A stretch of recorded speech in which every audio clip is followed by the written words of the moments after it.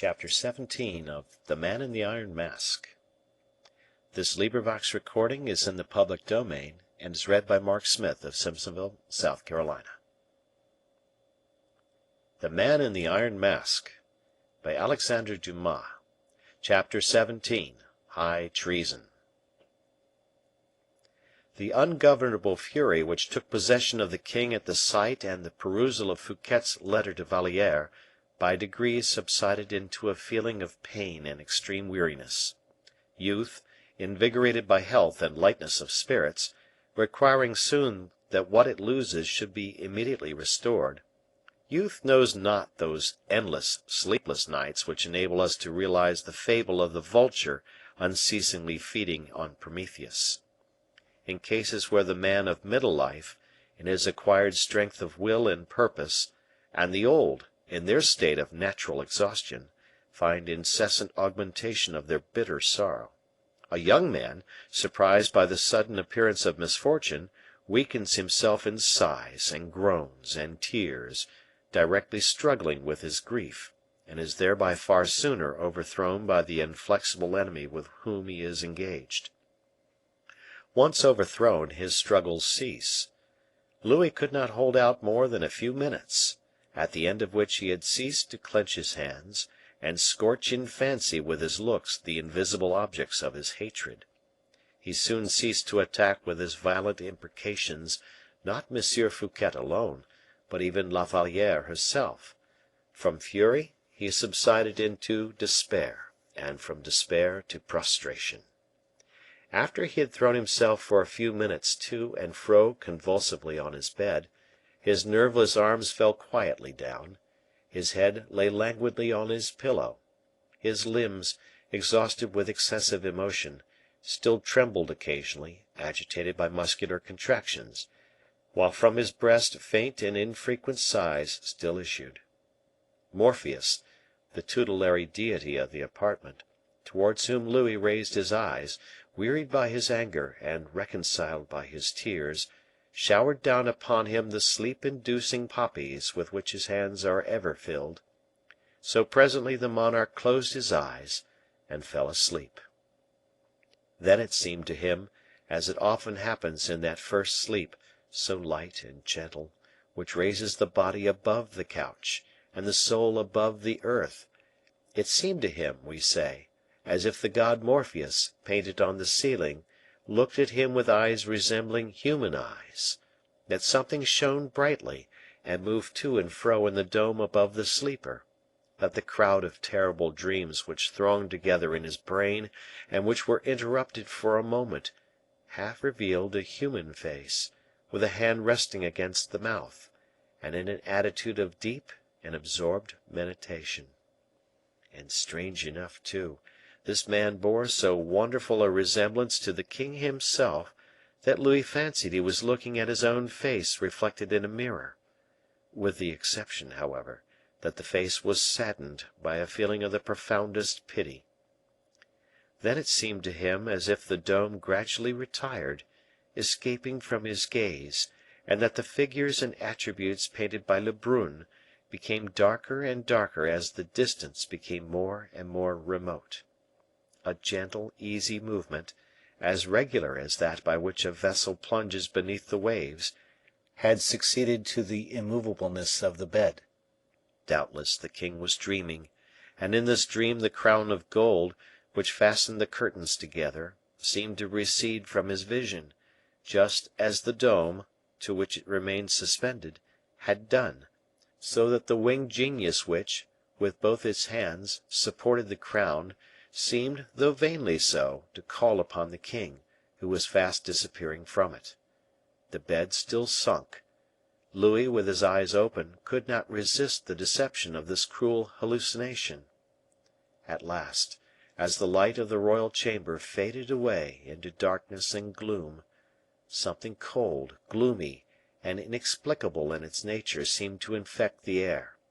No paintings, nor gold, nor velvet hangings were visible any longer, nothing but walls of a dull gray color, which the increasing gloom made darker every moment.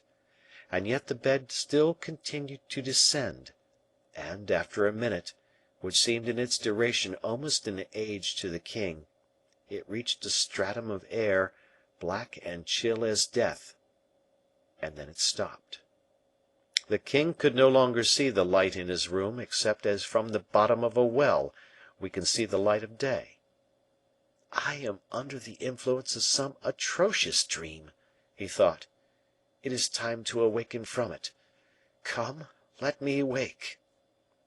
Everyone has experienced the sensation the above remark conveys.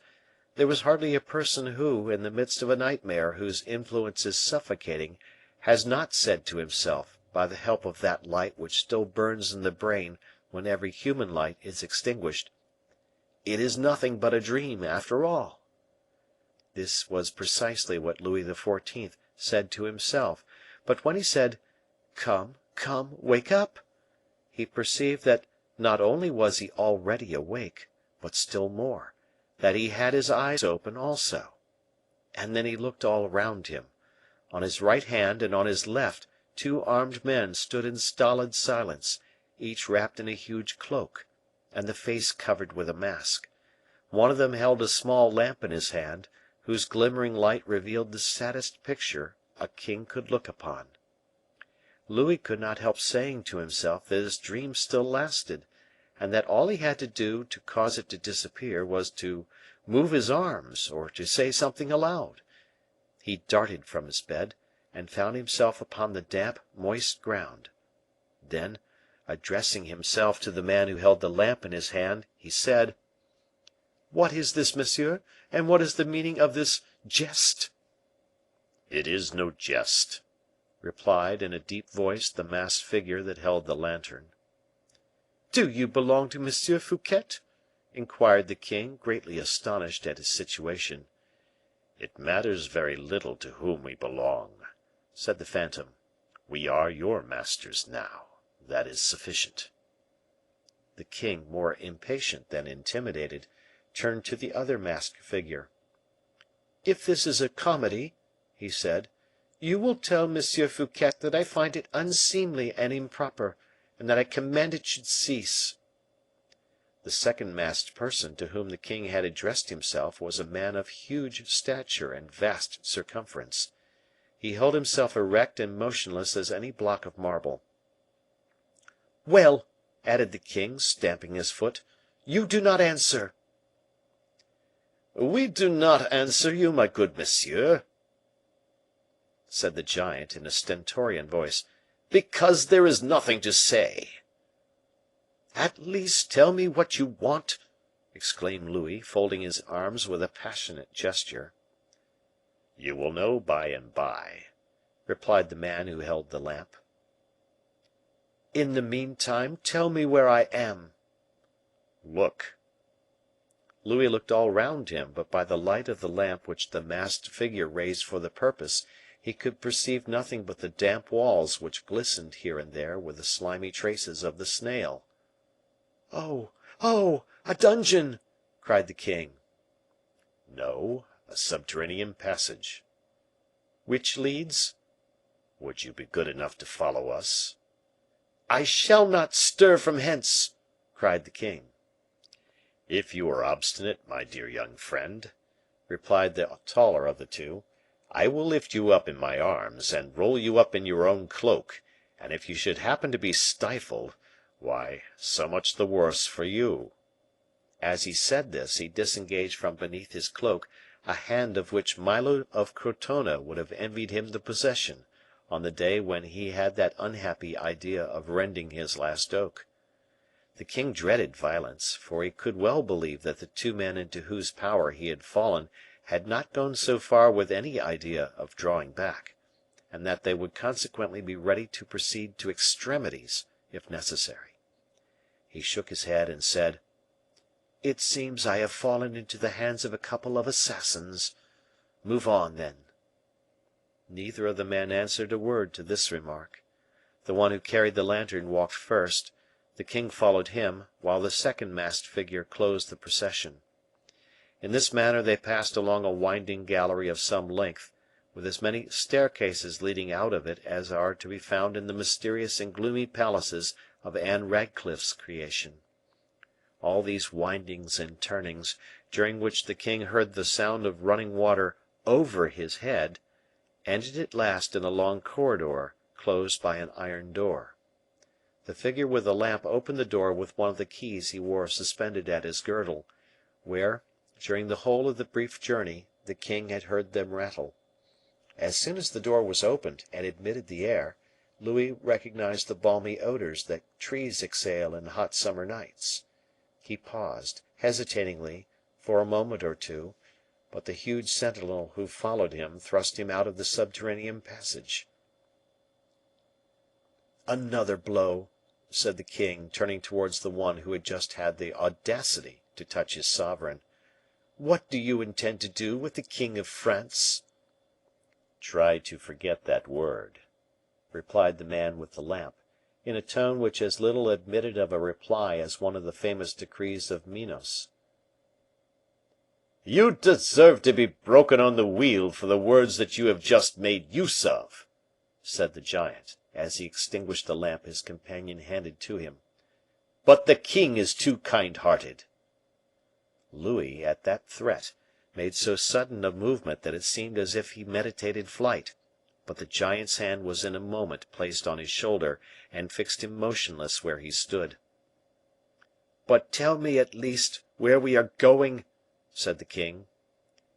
"Come," replied the former of the two men, with a kind of respect in his manner, and leading his prisoner towards a carriage which seemed to be in waiting. The carriage was completely concealed amid the trees.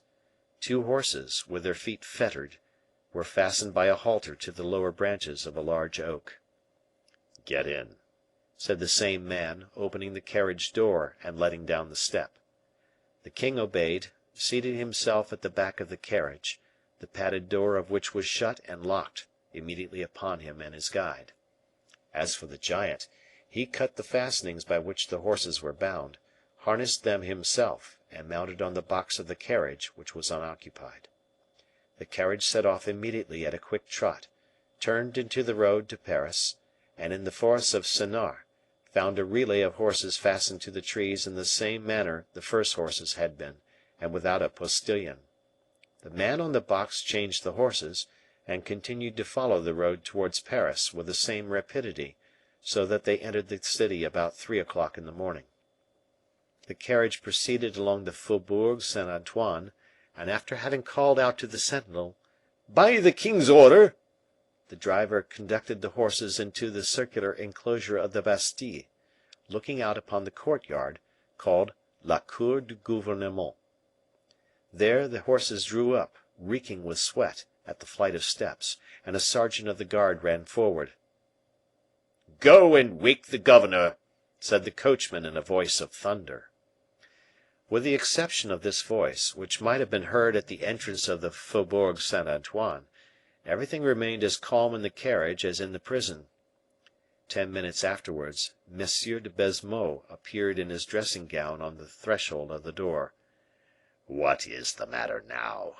he asked, "and whom have you brought me there?"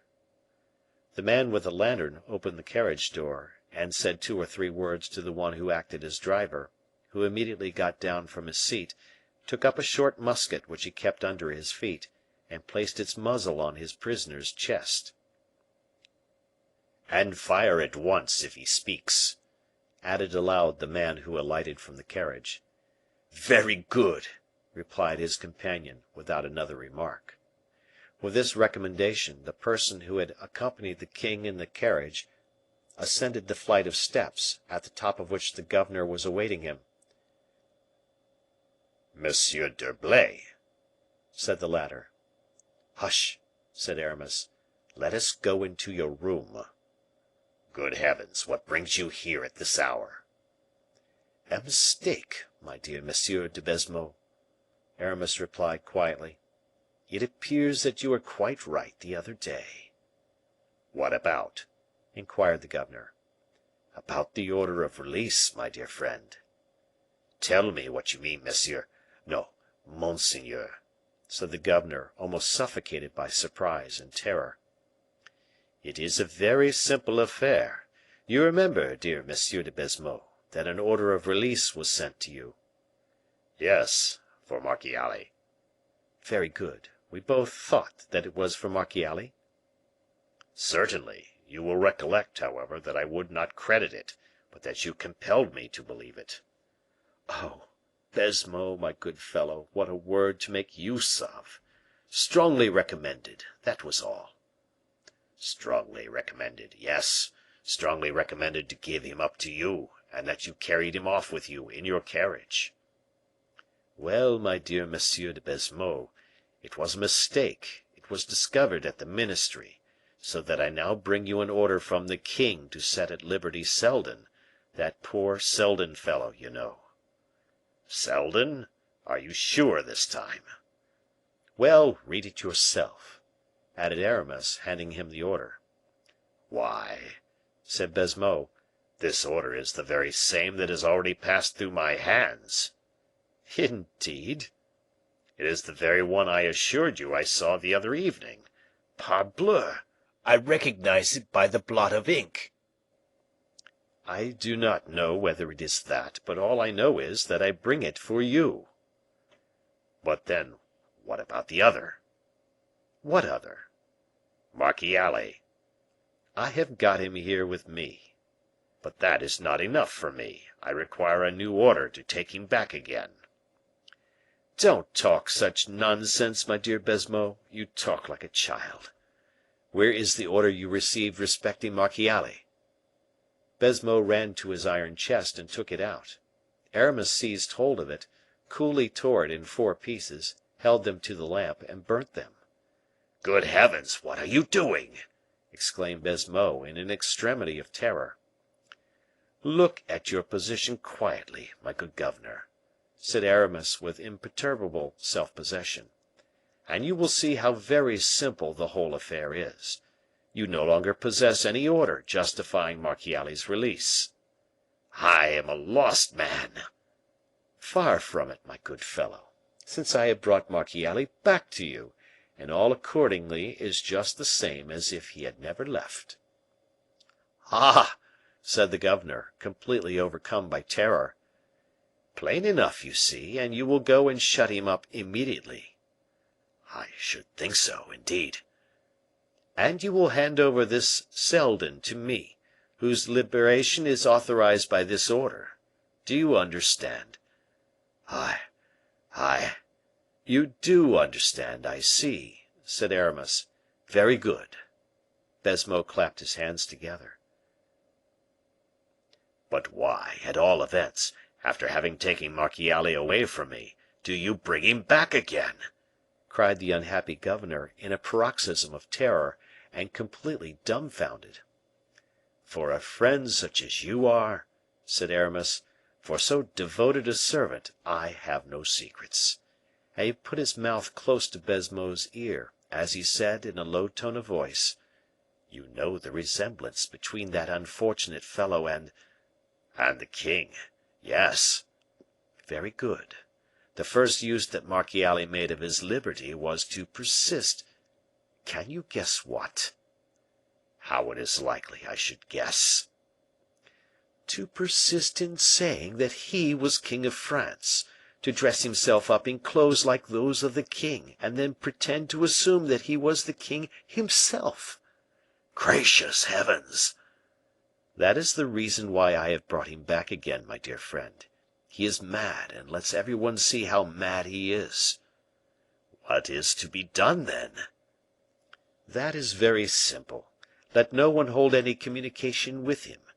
You understand that when his peculiar style of madness came to the king's ears, the king, who had pitied his terrible affliction, and saw that all his kindness had been repaid by black ingratitude, became perfectly furious, so that now, and remember this very distinctly, dear Monsieur de Baisemeaux, for it concerns you most closely, so that there is now, I repeat, sentence of death pronounced against all those who may allow him to communicate with any one else but me or the king himself.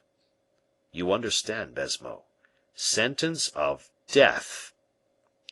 You need not ask me whether I understand. And now, let us go down and conduct this poor devil back to his dungeon again. unless you prefer he should come up here." "What would be the good of that?"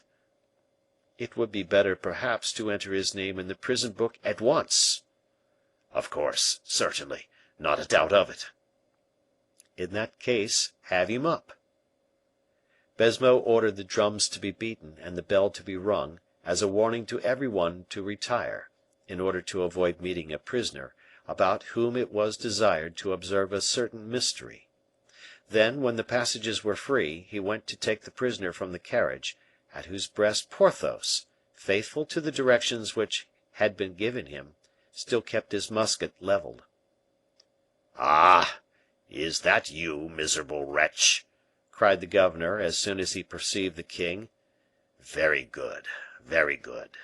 And immediately, making the king get out of the carriage, he led him, still accompanied by Porthos, who had not taken off his mask, and Aramis, who again resumed his, up the stairs, to the second Bertaudiere, and opened the door of the room in which Philippe for 6 long years had bemoaned his existence. The king entered the cell without pronouncing a single word. He faltered in as limp and haggard as a rain-struck lily. Baisemeaux shut the door upon him, turned the key twice in the lock, and then returned to Aramis. "It is quite true," he said, in a low tone, "that he bears a striking resemblance to the king, but less so than you said." "So that," said Aramis, "you would not have been deceived by the substitution of the one for the other?" "What a question!" "You are a most valuable fellow, Baisemeaux," said Aramis; "and now set Seldon free." "Oh, yes, I was going to forget that. I will go and give orders at once." "Bah! to morrow will be time enough." "To morrow? Oh, no, this very minute." "Well, go off to your affairs, I will go away to mine. But it is quite understood, is it not?" "What is quite understood?" "That no one is to enter the prisoner's cell, except with an order from the king, an order which I will myself bring." "Quite so. Adieu, monseigneur." Aramis returned to his companion. "Now, Porthos, my good fellow, back again to Vaux, and as fast as possible." "A man is light and easy enough when he faithfully served his king, and in serving him saved his country," said Porthos. "The horses will be light as if our tissues were constructed of the wind of heaven. So let us be off." And the carriage, lightened of a prisoner, who might well be, as he in fact was, very heavy in the sight of Aramis, passed across the drawbridge of the Bastile, which was raised again immediately behind it. End of chapter.